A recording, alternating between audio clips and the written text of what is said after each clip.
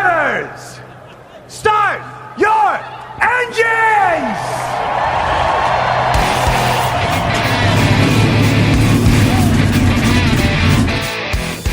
Pick the pace car! What for? Because you hit every other damn thing out there, I want you to be perfect! When I'm driving, I got a guy on the radio who talks to me. It's him. He talks to me. Well, I wanna be a race car driver. Pretty girls eating from my hand, yeah. Wanna live a life of fun and danger. No sweater working for the man, alright. Well, hey. Well, I wanna be a firefighter. Crew-headed when the heat is on, yeah. Save my baby from the burning building. Take all the way to sprinklers on, alright. Well, alright. No, he didn't slam you, he didn't bump you, he didn't nudge you, he rubbed you. And rubbing, son, is racing. Hey race fans, welcome to the Whoobazoo Radio Network. Welcome to Drafting the Circuits. My name is Frank Santoroski. I'll be your host for the next hour as we break down this past weekend in racing. Before we get started, let me introduce you to the panel tonight. With me is Mr. Gray Warren from Richard Childress Racing, Mr. Seth Eggert from Motorsports Tribune, Richard Youden, race engineer, and Joey Barnes from IndyCar.com. How is everybody tonight? Very good, thank you. I'm good. Doing great, man. All right, you guys sound like you had to think about it for a second. So now, Gray, for you, I know it's not the first time in your career that you're part of a Daytona 500 winning effort, but certainly you were part of that this weekend. I'm sure it feels just as good, and I'm sure it feels good every time. So what's the mood at the shop? What's the feeling coming out after you guys have kind of pulled off this Daytona 500 when you weren't expected to or whatnot? So, but what's the feeling with everybody in the shop? Well, it's always good when you win. That's no doubt. Winning fixes a lot of things, but in a lot of areas. But yeah, the mood at the shop is great. It was a good win for our organization. It's been well talked about over the winter. The downsizing that RCR went through with the loss of the Menard sponsorship and Paul Menard moving on and downsizing to two teams, and a number of people were cut from the roster, and it made for a difficult a winter. The guys pulled together. The boys in the fab shops worked some 6 and 7 days a week, 10, 12 hours a day, getting cars ready for not only the RCR teams, but the Alliance teams as well. And you got to remember, too, they had to do a model change over the winter as well, changing from the Chevy SS to the Camaro. But the guys pulled together in it, and the good thing about it, and I'm so happy for those guys that put in all that time during the course of the winter to see them rewarded for their time and effort. So that to me was really good. And anytime you win, a race, it really does a lot for the morale in the shop. But to win the Daytona 500 is a big deal for everybody. It sets the tone for the rest of the year.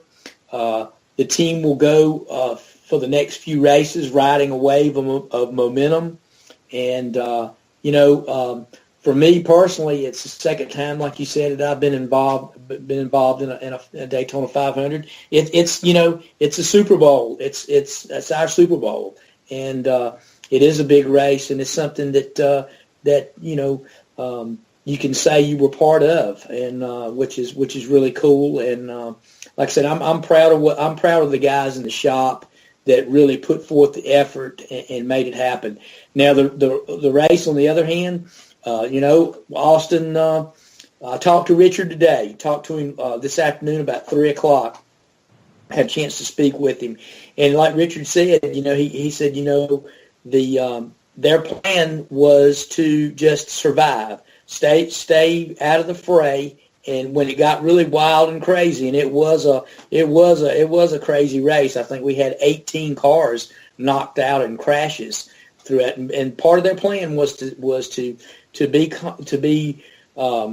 just be careful and be patient and hopefully they would get a chance to race at the end of the race. And so after the herd thinned a little bit, obviously, with the caution there, with 4 laps to go when William Byron spun, it kind of re-racked the field, and Austin finds himself starting in the second row.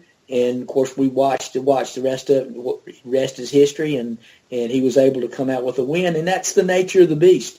That's the nature of restrictor plate racing. You're going to have these wild finishes, and you're going to have unpredictable winners. We've seen that many, many times in the past. So, hats off to those guys. They worked hard. I'm proud of them. It's a good feeling at the shop right now. Absolutely, yeah. So that was a little bit of an aggressive move right there at the end to get around the 10 car Amarola there. So, a good effort from Amarola too. That 10 car hasn't seen the front like that at the end of a race in a while. Well, and also some of the other cars at the top of the order.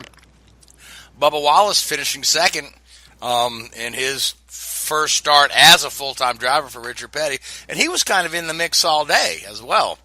So, now, Seth, you've got some stats on the crashes that you'd like to share? Yes, out of 169 cars that participated in NASCAR events, including the Clash and the Duels, 99 were involved in accidents. 59% of the cars and trucks brought to Daytona were involved in accidents. Yep. And go ahead. And one other thing, the last time the number 3 and the number 43 finished 1-2, Bristol 1987, Dale Earnhardt won, Richard Petty finished second. That's a neat tidbit there. Yeah, that's a while back. Yeah. So, so let's talk a little bit about some of the favorites that didn't finish. Let's just run down some of the names here. Jimmy Johnson in the wall early. Keselowski was taken out in the crash. I don't think Logano made it to the end. Logano did. He did? Okay. McMurray had troubles. He was Chase Elliott had troubles. Elliott looked good, and he had troubles. Yeah. So a lot of really good cars out of there. But to Gray's point, yeah. To win, you got to be there at the end. To be there at the end, you've got to just try to. And sometimes there's no way out of trouble at a place like Daytona. But again, hats off to Austin Dillon, Gray, and everyone there at the shop, all of Richard Childress there. So, great job. Puts you in the chase. You've got that off your plate early in the season, so that's fantastic. So, go ahead, Seth. Oh, what I was going to say is, with the aggression, there was also some incredible saves. I mean, Ricky Stenhouse Jr., which that ultimately set off the accident that took out Jimmy Johnson, Daniel Suarez, and others. But it was an incredible save on the backstretch. I thought he was going to spin into the outside wall off of Brian Blaney, and somehow he held on to it. Yeah, Jimmy Johnson had a woeful speed weeks. He crashed in every event that he was in. And of course, his record at Daytona over the last 3 or 4 years has been pretty dismal. He hasn't had a good speed weeks in quite some time. What a run by Ryan Blaney! He ends up leading the most laps of the race, and in my opinion, had the car that was probably the class of the field. I believe had that last caution not come out, and I'm talking about the one inside 5 laps to go. I believe if that caution doesn't come out, Ryan holds off the field and probably gets the win. But anytime they re-rack these the fields on these restarts, anything can happen, and usually does. But strong run again for the Fords. Fords flexed their muscle throughout speed weeks, and it looked like right until about 2 turns from the end that a Ford was probably gonna end up winning. But that just proves the mettle of Roush Yates engines and the Ford package on the speedways. That sort of goes on a little bit to something I wanted to discuss tonight here. And I'm putting my sort of engineering hat on again here, so I'm sure some of you will fall asleep at this point. But racing is a business at the end of the day, and we all know that. And anybody that works in racing knows it is a business, and you've got to, your results are your income, like any other business. And I think what you saw this last week in Daytona is potentially, with these new regulations of the no ride height rule and some of the new aspects that have been brought in, it's potentially setting a dangerous precedence for plate racing or restricted plate racing. I think it's pretty obvious from what we saw that the Roush Yates engines and especially the Penske cars, Team Penske there, they did their homework on restricted plate racing. The whole Penske group sent out, and including the Wood brothers in this equation here, 4 cars that were the class of the field. When you hear midway through the 500 that Martin Truex Jr., the defending champion, doesn't have anything for Ryan Blaney and can't get past him, that tells you, what you need to know there. So you then have to look at it and say, well, okay, you have racing that is, I don't use the word contrived because I think that's slightly wrong, but designed to be unpredictable. And the reason that teams like Penske will spend so much money on cars for the Daytona 500, not just purely because they want to win it and it's the marquee event, but they want to get a return on their investment. Each of those Cup cars costs a good end of, between $500,000 and $700,000 to manufacture. So for a team like Hendrick, I think Hendrick lost 4 cars in the 500 and at least 2 or 3 in all the other races that weekend. They're walking away from there with probably the good end of a $5 million repair bill, especially if some of those chassis have been damaged beyond repair. And you almost have to wonder, where do you draw the line? Yes, you want unpredictable races, you want surprise winners to a certain extent, but also for teams to want to take these races seriously and participate seriously, and for this to be the marquee event, you have to have a little bit of rewarding the guys that are good at what they do. And I mean, no disrespect at all to Austin and the 3 team and everybody at RCR. He played the game that he played with the hand that he was dealt. He went to a backup car after the dual races midweek because he didn't feel he had the pace in those cars. He went to the car that I believe he ran the clash with the week before. And, they knew they were not the fastest car in the field. They couldn't, move to the front. They couldn't move through the pack like Jimmy Johnson and Joey Logano did. And they just did what they did. I think they went onto a slightly different fuel strategy towards the end of the race there, potentially to get themselves out of trouble. So, and they've got to be given credit for that. But, at some point you've got to reward these guys for putting that effort in. It is. And it's interesting you should say that about the fuel strategy that he did, because he came down pit road by himself one time and did it. And that is one of the reasons that he missed one of the big crashes, because he was some 40 seconds behind the lead pack. And I mean, but like I said, that's just the luck of the draw. The cautions coming out like they needed to be. I mean, and you flip a coin, your strategy's going to work or it's not going to work. And he happened to fall right into it, and it worked well. I mean, we can go back and look at the same thing at the 600 last spring. They played a strategy and just roll the dice, and it happened to come up their number.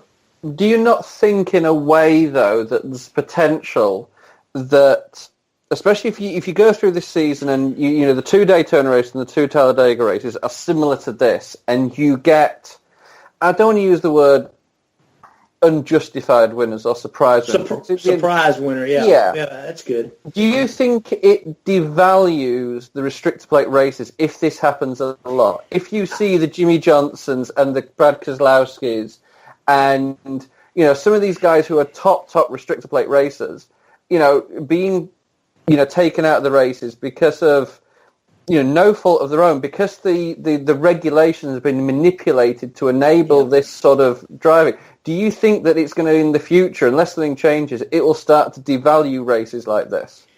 It's hard to say because you're going to have a segment of the population that likes it, that likes the underdog coming through and winning the races, and you're going to have a segment of the old guard or purist fans that won't like it, that will think it is a detriment, and that when the guys that typically like Keselowski that are so good at plate racing, and those guys are denied a win simply because they're caught up in a wreck, not of their doing. Yeah, I think you'll see two segments of it, and it's hard to say what the fans, which ultimately or what we have to answer to. It's hard to say what they'll do. We're going to have segments that are going to go both ways.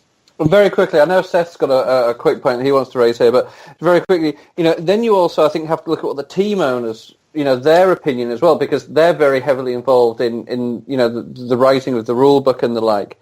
And if they're finding that they might as well just, they're putting all this money in and not getting a return, and then there's other guys who aren't putting as much money in but get the result, they're going to be saying, well, hang on, look, we need a little bit of a, risk-reward ratio here, that you take the luck out of it. And I know, I've talked about this before on the show before, racing, to be successful at racing, it's about preparation, and it's about doing your due diligence. And, when luck starts to become a major factor, that's probably more of a factor than actual engineering and speed and all these sort of things. It'll be interesting to see if the team, because I'm sure if you go and ask Roger Penske right now, he'd want to go back to the old regulations, and he's going to be spitting feathers. Well, and that's a good point too, because I think the new regulations that we ran under this year, the no ride height rule, we saw what that did. These cars were a bear to drive.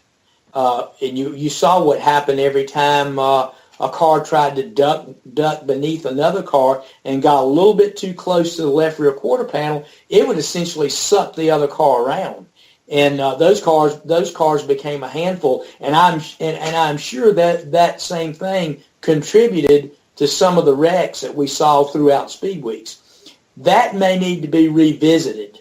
That rule there. They may need to revisit that a little bit before we possibly go to the next restrictor plate race to do something to secure those cars. I think if you do some of that, and maybe the owners will step forward and ask for that, if they do that, then that might help what you're alluding to, Richard. Yeah. And that's where I was going to go with that a little bit. That this is the first time they're running that specific package, the no ride height rule. Maybe I'm being a little optimistic, but I think maybe as we go on in that package at restrictor plates, that the blocking will calm down to a certain degree.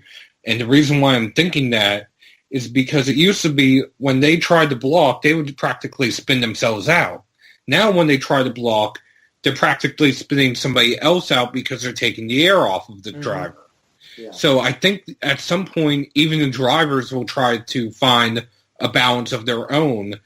I remember a race back in 2009 at Talladega where NASCAR, it had an edict about no bump drafting. This was because of what happened to Carl Edwards earlier that year when he got sent into the fence, literally. And the drivers took it upon themselves just to freight train around the track instead of trying to pass or race because they felt like they didn't have a way of doing that. Yeah, the biggest thing NASCAR's got to do it with an eye towards competition. Don't react to something that basically you're gonna create another situation just like you alluded to, Seth, where the drivers instead of they're going to take this away, so we're just going to line up nose to tail and we're going to run a processional type race. They need to find a way to snug these cars up. And if you'll recall during qualifying and some of the races qualifying, essentially the engineers and the teams went back and did what basically a reverse skew on the cars. You've seen how we used to do the cars on the downforce tracks where we would skew them to the right, where you would get the spoiler when the cars would go into the corner and yaw, you would get the spoiler up in the airstream and create rear downforce to secure the car in the corner.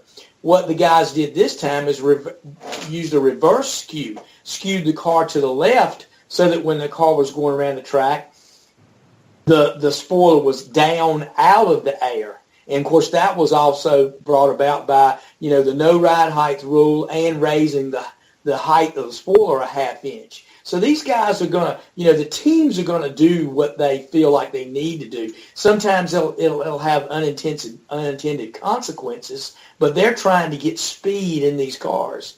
So I think, to me, they need to revisit that rule, the no ride height rule, and see what they can do, maybe to help it. And you got to remember too, another thing too, guys.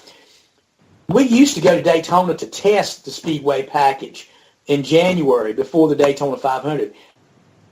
That we haven't done that in several years now. So when you get to these racetracks, there are a lot of unknowns. So maybe one of the things that they need to do between now and Talladega is maybe have a test and go and play with a couple of things to see if they can help matters just a little bit. And it basically is just fine-tuning the rule. Well, you say that, and I agree with you, but I do want to point out in the Xfinity Series race, and they didn't have a no-ride height rule in the Xfinity Series. There was a move that Ryan Truex tried to do on Ryan Reed, and he sucked Ryan Reed around ever so slightly, forcing Ryan Reed to come over and literally force Truex down below the WO line, ended up getting Reed penalized, and Truex trying to save it going into turn 3. He saved it, but about 5 or 6 cars wrecked trying to avoid him. Yeah. And where they don't even have that rule, let alone an adjustable track bar in the car, or driver adjustable, that is, all the cars, even the Truck Series, they were moving around quite a bit this past weekend. You're never going to completely take that away because of just the way the nature, the physics and the phenomenon of the draft. You're not going to take that when you come up on a car. The guys driving the cars in the lead have to be a little bit prepared for it. You're never going to completely get rid of that. But you can do things. And I'm glad you mentioned that about the Xfinity Series. The Xfinity Series, to me, had better racing at Daytona than they've had in several years because of the new flares on the front fascia, around the front bumper area. I think that helped them to where the inside line and the outside line could race. The last couple of years, it seemed like in the Xfinity Series, one line would be dominant, and you couldn't get a run with the other line. I think this year in the Xfinity Series, that new little thing they put in the front bumpers, that little bubble thing, kind of helped their racing a good bit. I think some of those guys in that Xfinity race needed to be reminded that the Daytona 24 was actually a couple of weeks earlier, and they weren't racing it this week because they just didn't want to go home, did they? But they didn't. Yeah, you stole my joke, Richard. Sorry. But I will say this. It resulted in a record-making finish. It was the closest finish in NASCAR history as far as the top 3 series are concerned. 4/10,000ths of a second, Tyler Reddick won over his teammate Elliott Sadler. And going back to that front fascia, the bubbles that were intended as well to also try to prevent the tandem drafting, somehow Chase Elliott and Elliott Sadler figured out a way of doing it, and they got black flagged for it. And yet Elliott Sadler somehow made it back up there to nearly tie with his teammate. Yep, sure did. I mean, he had a good. The junior motorsports cars were very strong in the Xfinity race, definitely.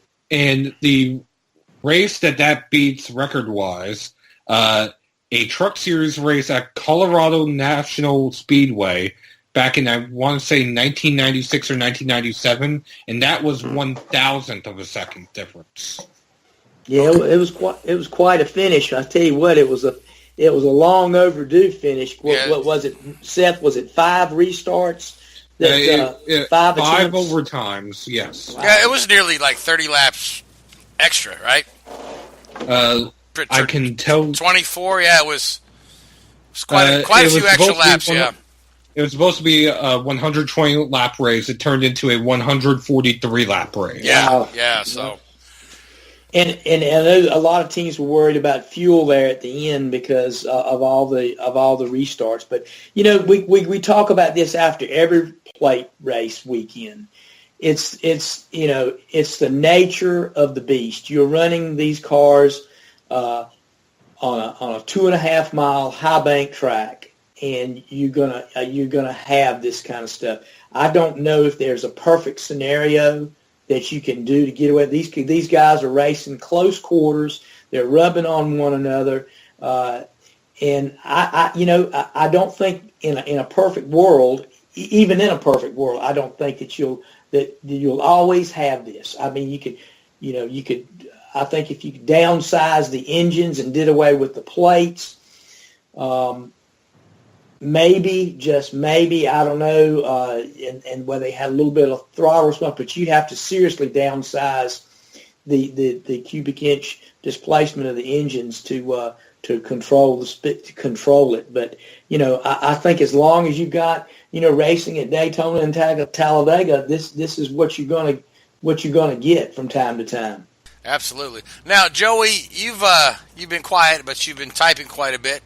So I just want to bring you into the conversation to just add anything you like, whether it be about the ride height rule, the Xfinity race, the garbage call on the on the bump drafting or the tandem drafting rather. So what are your thoughts after this weekend of racing at Daytona, Joey? Because I always love to hear what you have to say. Oh gosh. Well, I think. I enjoyed the truck race on Friday night of all three of the series. Obviously, the Xfinity show was great, but it had a poor ending. I didn't really like necessarily the full racing product that I saw on Sunday, but I really enjoyed from flag to flag what I saw out of the truck race. And ironically, that comes with their new OEM that's standard for a lot of the teams. I think 26 teams ran it. There were 26 teams that ran it. The Kyle Busch trucks, except for Todd Gilliland and 3 of the older Chevy teams. David Gilliland. Yeah. Todd's not running until, Charlotte, I think. He's running Martinsville and then Charlotte. Yeah. But Shawnee Sauter ended up winning his 3rd straight, but this one was the first with the new engine. And overall, I liked the show that I saw from that. It didn't get excessive. The racing was good. It was side by side. There was some closeness. There were some close calls. We've got to do something to keep, the ARCA race went on and on and on and on a couple weeks ago. And you look at the Xfinity race, and it went on and on and on. I didn't see a problem with the original, let's do 3 attempts and it's done. I don't. Maybe you're making an exception because it's Daytona, and if you want to do that, that's fine. But you can't continue to, if you're NASCAR, in my opinion, say that you care about the economics of these teams and the economics of the sport, and you're taking away jobs by taking away a guy over the wall and things like that. You're doing those things, but you're still, leaving, as you pointed earlier. I mean, Rick Hendricks got the team there's got $5 million in damage, crash damage from Speedweeks alone. So you can't continue to suffer those things and think that this series is healthy. So there's got to be some dynamic. There's got to be a happy medium. But overall, the quality of racing was good. I love the aggressiveness. I saw Chase Elliott was crazy aggressive. Ryan Blaney, crazy aggressive. And we need that just to cement who the next superstar is supposed to be. I mean, it's a little ironic that Dale Jr.'s former car's on pole and his daddy's old car number wins the race. We won't get into the numerology of things, but it's funny to me that we've got these young guys now who are hungry to try to take that spotlight, and that's exactly what we saw at Daytona. And I'm an advocate for that kind of stuff, but the real racing starts now that we head to Atlanta, because the 1.5 miles are the grind of the schedule. And so I think we're about to see if this Camaro is everything it's cracked up to be. We're about to see if Roger Penske's team and all the Fords are for real, and what the Toyotas can actually have to try to bring to the table. So I'm excited for the season. It's more interesting to me now than it was a year ago. Yeah, you're absolutely right, Joey. The real racing starts this Sunday, and we'll table the restrictor plate talk until late April, early May when they revisit when we revisit it again at Talladega, and so we'll move on from that, and we'll probably have the same discussions the week after Talladega. But going to Atlanta, we'll see a different. We're going to see a different style of racing. The track should be a good race, but if you base it on what happened last year, the multiple groove racetrack, worn out pavement, tire management is going to come into play this weekend. So I think we've got an interesting weekend coming up. Absolutely. I think the next 4 or 5 races are really, they're all the kind of bread and butter type tracks that NASCAR races on here. We're really going to get an idea of who our championship contenders and who our championship pretenders are. But before we move on away from Daytona, Seth, you do have a comment about numerology, and then I'm going to ask you about this Twitter stuff with Denny Hamlin, Albuterol, and Bubba Wallace. Just the one comment on numerology. 3 times the Daytona 500 in recent years has been on February 18th. And all 3 times they were won by Richard Childress Racing car. One, Dale Earnhardt Sr. The other, Kevin Harvick. And this year, Austin Dillon. So go to Vegas on February 18th and put your chips in on an RCR car. That's what you're telling me. Exactly. Sounds good. Okay, yeah. All right. And now, and on the Denny Hamlin thing? Because they look like, I saw some video today, the service of him and young Mr. Wallace having looked like a pretty heated discussion right after the race. Well, we have to start with Denny Hamlin's comments prior to the race weekend. He was on, I want to say it was Barstool Sports, and he made a joke that 70% of NASCAR drivers are on Adderall. And he eventually walked that back and apologized for it. But after the race on Sunday, him and Bubba were beating and banging coming to the line, and Denny just drove Darrell Wallace Jr. right up into the wall past the line. Bubba didn't take kindly to it. He wasn't happy about it. He made a comment saying that Denny had done that to Chase Elliott and Ryan Blaney at Martinsville last year, and then took a jab at Denny's Adderall comment, which Denny is now exploding on Twitter over. And yesterday, or Sunday, I should say, in between the 2 post-race press conferences, I don't know who in NASCAR had this idea, but they were originally going to have Denny and Bubba on stage at the same time, but they changed that. But Denny and Bubba ran into each other, and Denny decided to start a shouting match. Bubba just walked by him. I mean, Denny, this is part of the reason that people can't take Denny seriously, though, right? Like, this is part of the reason you don't look at him as a superstar, as a serious threat to a championship, why we, in some cases, look at him as a choke artist, is you're supposed to be a seasoned veteran. You're supposed to be a guy who represents the series well, and you're not supposed to, definitely in this situation, speak on behalf of anybody, even in a joking manner. Like, those kind of comments aren't necessary, and even if you're joking about it. And so you're facing repercussions for it. You don't like it. You never should have cracked the joke to begin with. And, I don't really have a problem with Bubba poking at it, because if he feels like he was done wrong on the track, I mean, it's certainly, what are you going to do? You're going to take a jab at something that the guy made a mistake over. And, then he should just be better than that, smarter than that, to refrain from those kind of comments. And Bubba took the high road. And then in the media center, we had a nice moment with Bubba, his mom interrupting the post-race interview to congratulate him and his sister as well. And it was nice to see the emotion in the family with him. Yeah, that was really neat. Yeah. So, but yeah, back to Denny, man. I don't know what has gotten into him lately because you're talking about Denny Hamlin has got his name in the news for not the right reasons, going all the way back to last year during the chase. You know what I mean? So, I don't know if it's he's intentionally trying to do things to put the spotlight on himself. He's taking a page out of the Kyle Busch playbook, or if he's just that stupid sometimes. I honestly don't know. Well, it comes down. Here's my thought on it though: is like we're running into a situation where NASCAR the ratings are down. There's not a lot of fans in the attendance as much as there used to be, and Dale Jr. just left the sport for the most part as far as the driving rule goes. So there's not as much of a draw now. And you just did something that shines a huge negative spotlight on the sport, potentially. You did nothing positive in any shape or form. I don't understand. I don't understand where your head's at by doing that. It looked like it was a bonehead move, in my opinion. Big time.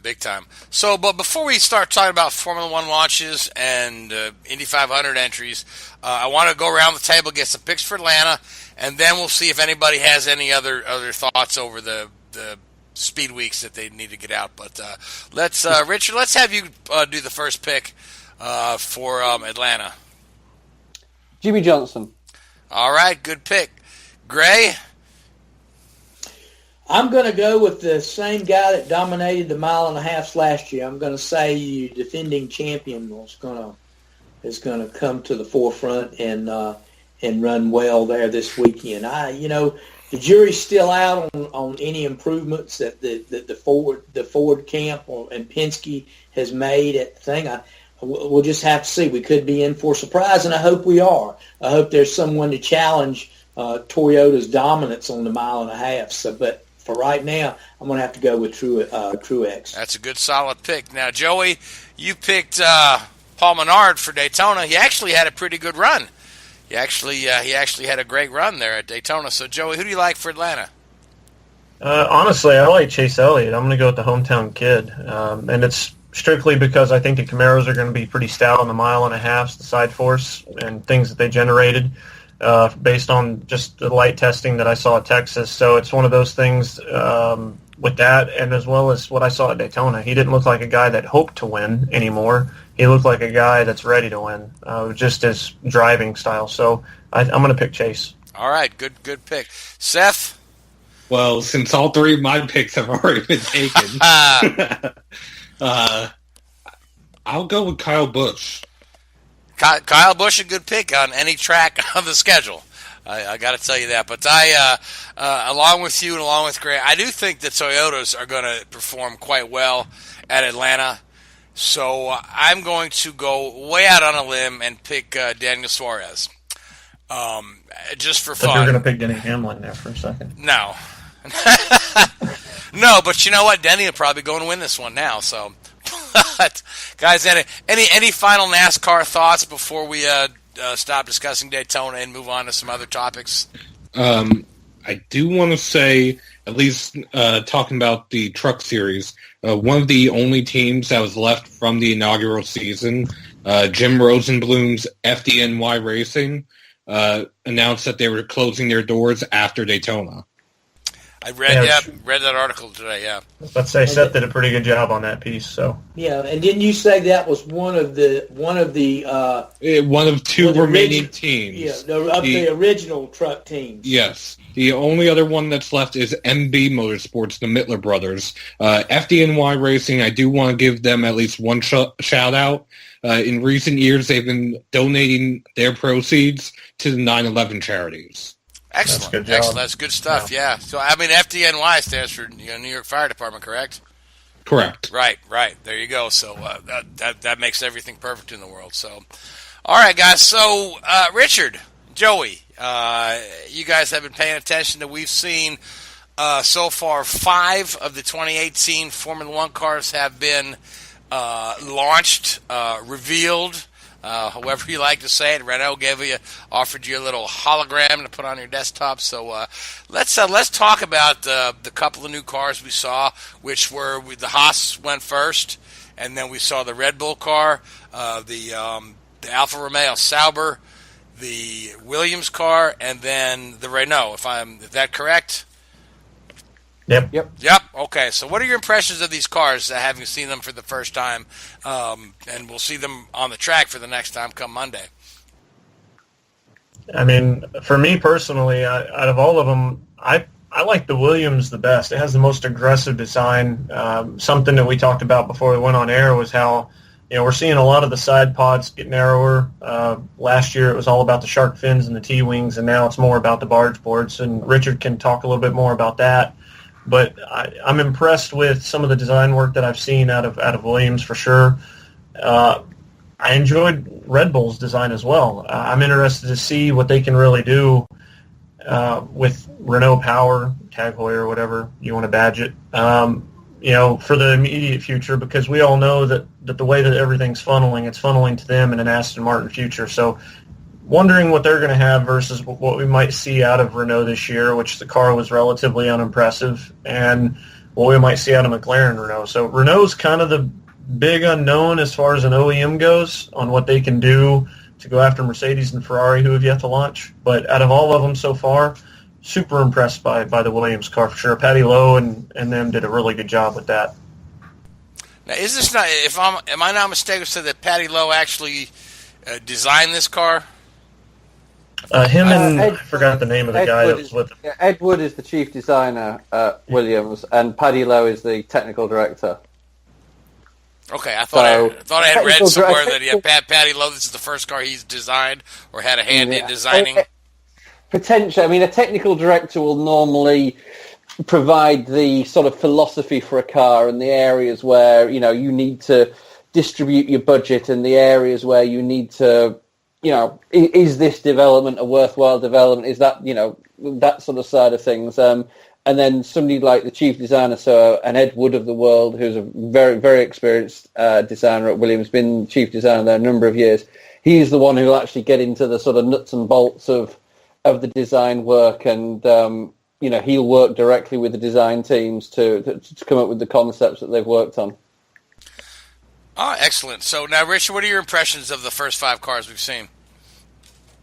I think we've only actually physically seen 2 of the cars, haven't we? I think most of them have been rendering so far. Red Bull's already ran on track doing a filming day at Silverstone, and they ended up sticking it in the wall there on a wet track, which is a huge surprise for Silverstone to be wet at this time of year.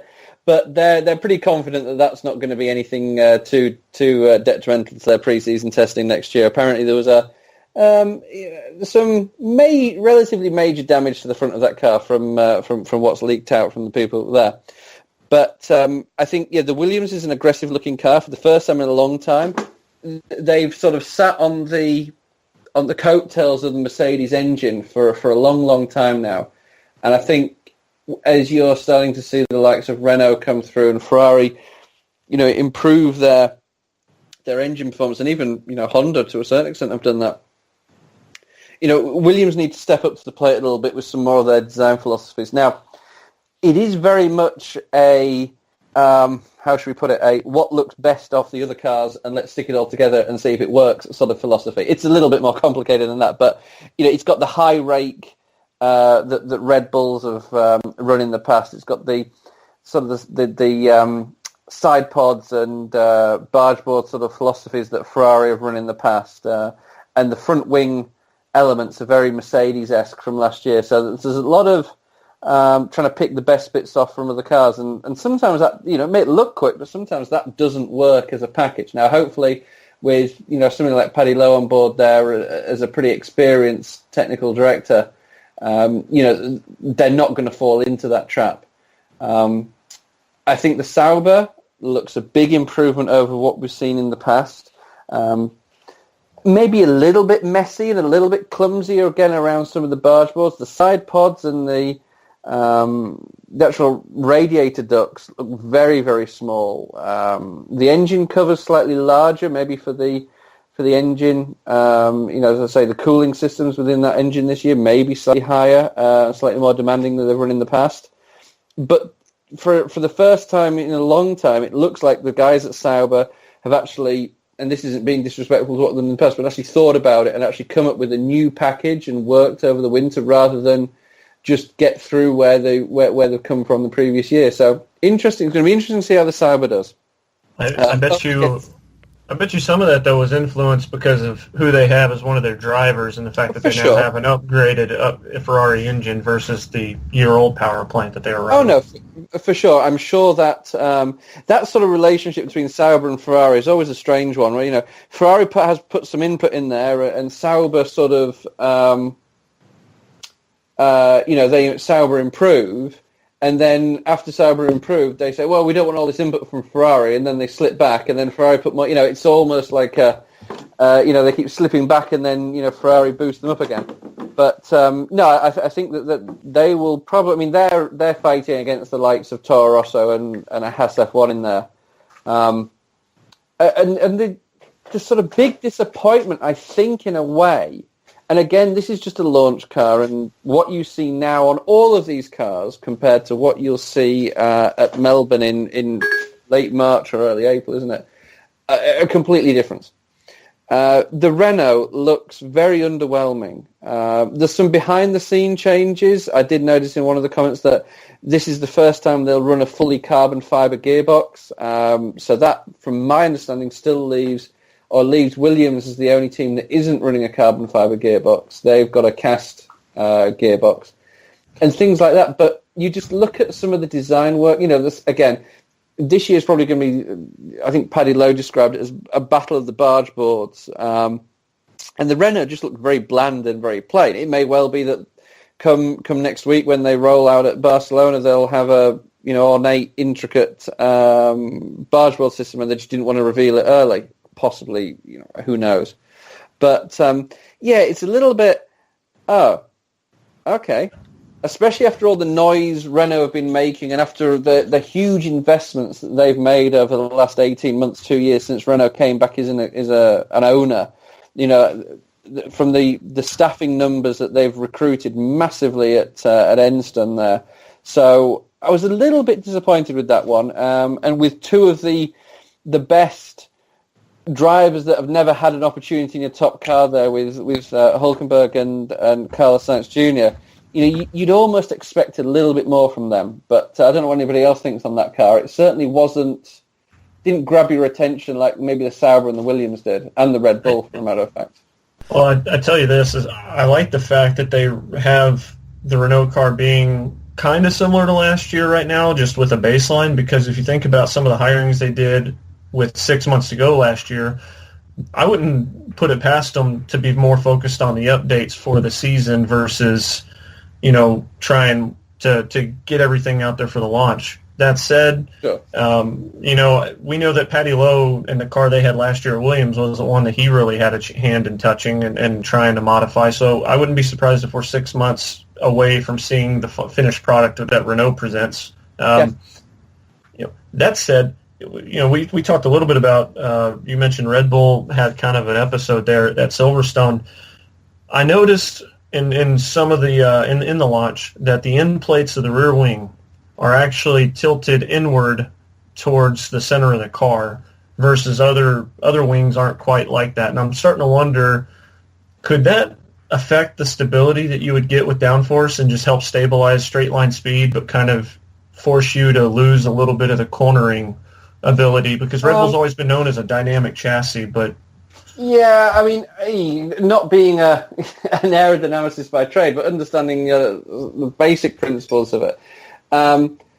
The idea, and when you see a lot of these little veins and channels in the rear wing, that has a sort of an effect coming out the rear of the car. So that reduces what they call that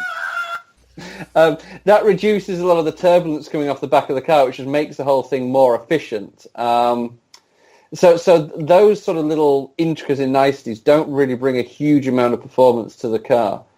The comments that Ricciardo came out with that even on these filming laps that they're allowed to do, the 100 kilometres of filming, he did feel the rear end was a lot more or very well planted, was his words. Now, obviously, for a filming day in the wet, they'll run it at relatively high ride heights. They'll run the car, a little bit soft, so they don't stick it in the wall. And yeah, that went well. Yeah, you did one job.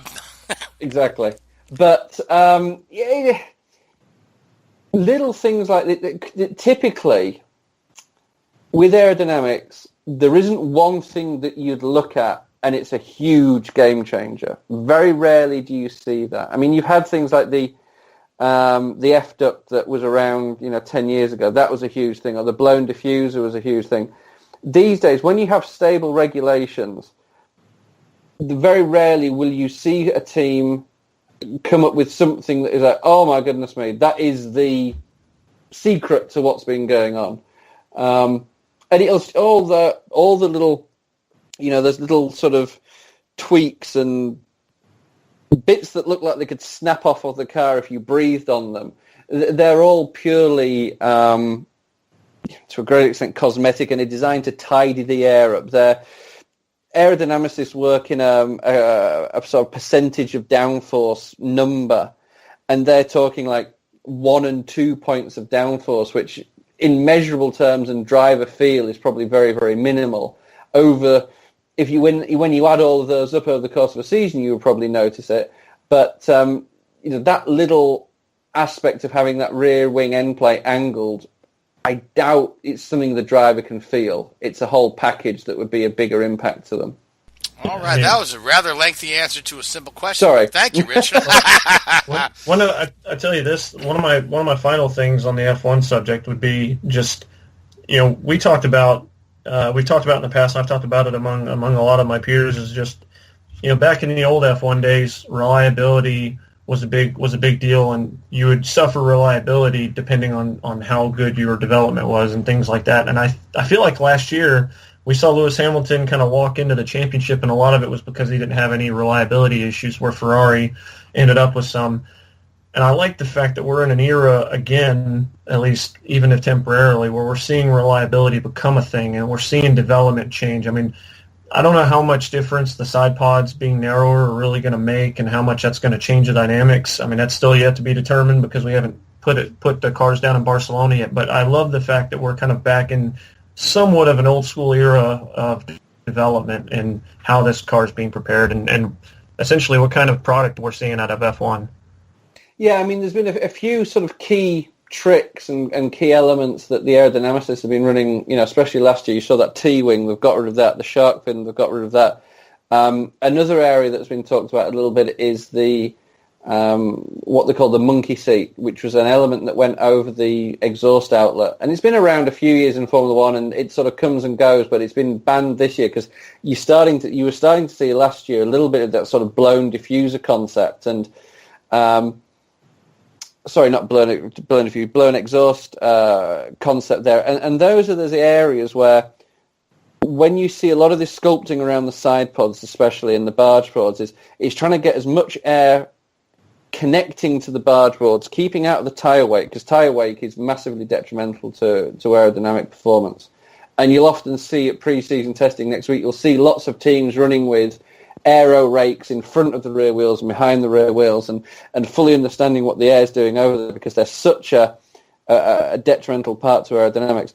You want to get the air channeling around the side of the engine, around the engine cover, and through the diffuser area. So that's where a lot of that comes from. All right, so very informative stuff. So later this week, we're looking at actually on Thursday, when our show will air, Ferrari and Mercedes are going to launch on Thursday. Friday, McLaren will launch. Toro Rosso is going to launch on the 26th, which is the Monday that the test begins. And Force India doesn't have a launch date scheduled. I guess they'll just show up with a car at Barcelona. So, with that being said, Joey, let's talk about the entry list for the Indy 500 now, because as we're hearing reports out of Mark Miles and out of Doug Bowles, that we're looking at an actual bump, or maybe two, on Indianapolis. That we've got just my unofficial count, 34 entries. That includes Buddy Lazier, who's not officially stated his intent to bring a car to Indianapolis, and that also includes the rumored cars for Oriol Servia at Rahal Letterman, and then the other one is Jay Howard is working on a deal to run that third Schmidt-Peterson car, but if it's not Jay Howard, I think Sam Schmidt's pretty intent on having somebody in that third car. So, and then of course, Danica Patrick will finish off her farewell tour in an Ed Carpenter car, which is honestly for Indy pretty darn good ride.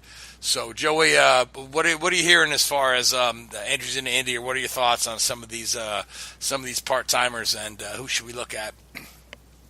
I mean, obviously, if Danica, we haven't seen a press release yet, but she admitted to it, being in an Ed Carpenter car, and Ed's admitted to it. I think that that's a hell of a place for her. I think that she's only got one finish outside the top 10 at Indy in her entire career, and I think she's got 8 starts.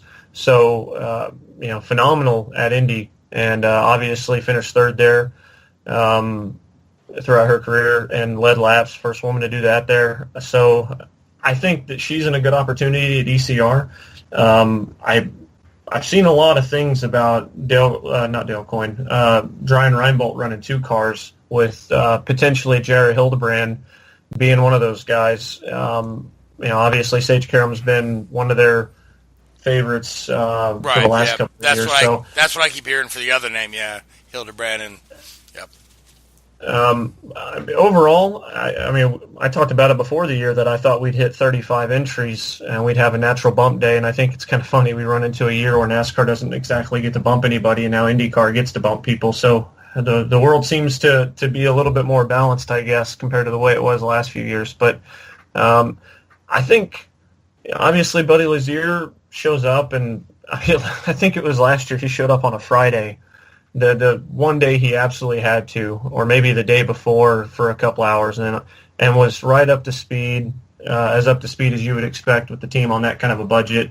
And I mean, it blows my mind that how many competitive rides we're going to see. Dale Coyne Racing, Josh Farmer, who was with Motorsports Tribune at the Phoenix test, talked to Dale, and Dale confirmed to him that they're running 4 cars. With the likelihood of Pippa being one, he's admitted that he'd like to run Connor. So, there's that situation. So there's some positivity going around. I'm interested to see what Connor could do, because we've seen him as a couple of oval runs now. He finished, obviously a little different, but he finished 7th at Texas and what was a Wreck Fest last June, and then at Gateway, which he tested extremely well there in an AJ Foyt car, and ended up finishing 5th, which was a career best for him on an oval. So there's some promise there, and I feel like in some ways, now that he's having to fight through the business side of racing and how difficult it is, I feel like he's somebody that can really take advantage of something like this, because he's still young enough and smart enough and talented enough to understand what's at stake. And I feel like he's going to be someone who can maybe surprise some people and make a good run. But, I mean, overall, I think 35 cars having a natural bump day is definitely going to happen. And of all of them, Danica and Jared Hildebrand are probably the 2 I'd put a premium on to be an upset. Oh, absolutely, yeah. So just real quick, because we've got about 4 minutes left. So, we saw last year Buddy Lazier was, pretty late to the track, but kind of knew he had a spot, But I mean, with a bump, that's or maybe 2. With Buddy not having any test time with the new car, I mean, Lord knows last year he didn't test. He just, showed up and got it up to fast enough for last place. You think he'll just sit this one out, or because I do know that Buddy's got some plans in the longer term to kind of focus on his son's career. And I mean, is it necessary for him to keep showing up to fill that 33rd spot, or do you think Buddy will step away? I don't know. I mean, I don't know. It's Indy and it's Buddy, and if I remember right, he's close to a milestone mark for starts. Like, he might be coming up on, I think, the all-time career record for most starts in the Indy 500 potentially. Because I mean, he's been there every year since '96, if I recall, '95. So that's a pretty long tenure, but. Obviously, at some point, he's going to focus on Finn. I don't know how much of a check he gets, because I don't know. There's the payout for Indy is a little funky, so I don't know how much of that he gets a cut from. But at the same time, I can just tell you this, is that if you can find sponsorship that wants to slap on there slap their name on the car. I mean, certainly he's won it before, and he showed decent pace last year. I think if he is going to set any of them out, this year would make the most sense, because we're looking at a situation where it's a reset year for the series, right? And it's maybe it's a DW12, but you're running into a situation where, we've got a different body on the car. So that's a great question. I honestly don't know. It's kind of a wait and see. But yeah, it's kind of just my personal thought. No disrespect to Buddy. Like I said, he's been there year in and year out. So, but we are just about out of time. So, Joey, I'll start with you. Any final thoughts on the evening before we have to get off the air? Honestly, not too much. I'm getting primed to head out to Homestead for the Mazda Road to Indy test. There's a 4-day test out there, Friday to Monday, and just excited to get that going and meet some of these youngsters that could be potentially future IndyCar champions. All right, well, have fun. I'm looking forward to your report back from there when you get back in town. So, Gray, what's on your mind before we split? Well, we're gonna put Daytona behind us. It was a nice win, but still got a lot of work to do, and we'll go see what Atlanta brings this weekend. All right, we're looking forward to Atlanta. Seth, what's on your mind, sir? I'm interested to see what news comes out. Supposedly there's going to be some news coming out about Cole Custer and a possible cup ride at Vegas. All right, well, good for Cole, man. I hope that comes to fruition. So, and Richard, you got one more, and then Joey has one more. So, Richard, it's going to be good to see some F1 cars back on the track for the first time since Abu Dhabi at the back end of last year. So, it'll be interesting to see what happens. See if there's any big changes in the pecking order. I think the most interesting thing, and most of the eyes will be on McLaren there to see how they integrate the new to them Renault engine. If anybody can push Mercedes not just purely on pace but also on reliability. Last year they already run pretty much a race distance by the end of the first day testing. So it'd be interesting to see if they can continue their dominance and how the other teams stack up against them. Yeah, we're looking forward to Formula One getting underway again too. Now, Joey, one more final thought for you. This is your final thought, because you got negative 20 seconds to get it in. Well, I'd be remiss, because you asked me to do this to plug. Oh, absolutely, yeah, go right ahead, yeah. Motorsports Tribune. So, at Motorsports Tribune, we have some exciting stuff that finally got confirmed last week. For the IndyCar side, we're going to have rookie Zach Veach, who's with Andretti Autosport, as our driver journalist. With the NASCAR Camping World Truck Series, we're going to have Ben Rhodes and Myatt Snyder from Thor Sport on board for our driver journalist for that series. And then in Xfinity, Richard Childress Racing driver, we got Matt Tifft. So, and there's still more to be announced, but at the moment I wanted to just tell everybody that those are confirmed, and they can check out motorsportstribune.com for any of that stuff. Absolutely. Also, you can find Motorsports Tribune on Twitter and on Facebook, as you can also find Drafting the Circuits. Find us on Facebook or find us at Whoobazoo.com/Drafting the Circuits. And speaking of Whoobazoo.com, I'd like to thank Whoobazoo for hosting us. I'd like to thank you, Gray, Seth, Richard, Joey. I'd like to thank iHeartRadio and Spreaker, and I want to thank all you folks that listen in every week. Have a great week. We'll talk to you next time. Thank you. WHOOBAZOO, that's Whoobazoo.com. Enter website.